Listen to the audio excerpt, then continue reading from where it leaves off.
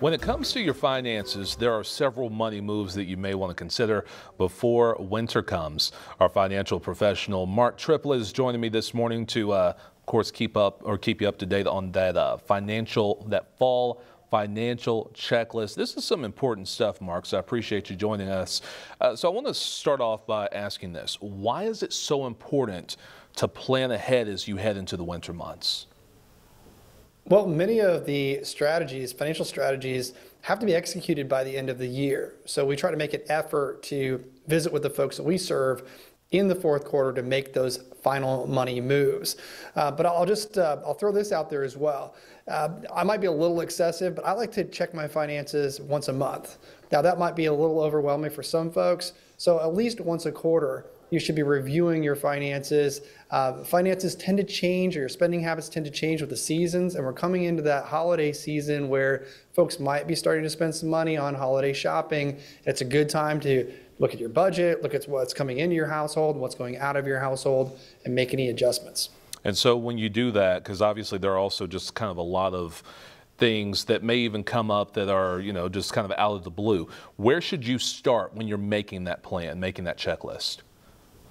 So I always tell everybody to start with a spending plan, AKA the budget. A lot of folks don't like that B word, but it's really important to know where your money is coming from and where it's going. I would also say that the fourth quarter is a great time to review your portfolio and make any rebalancing decisions. The fourth quarter historically is a really good period of time for financial markets. Now, we're coming off of a period of high inflation. The Federal Reserve has finally started cutting interest rates, which will possibly fuel the economy and give us a little bit more lift.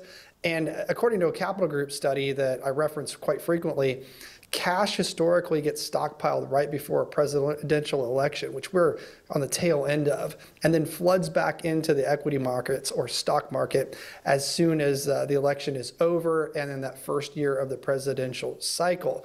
And do you want to be on the front end of that wave or the back end of that wave? We really encourage a lot of our folks that we serve to think through that. When that cash comes flooding back, it will often lift the financial markets and make their accounts go up. So this is a really good time to be reviewing with your financial professional on what moves to make on your portfolio too. And you mentioned the interest rates. That brings me to think about this. So let's say if you've been making a checklist for years now, should you adjust based on where the prices are right now? Just don't have that same list you've always had?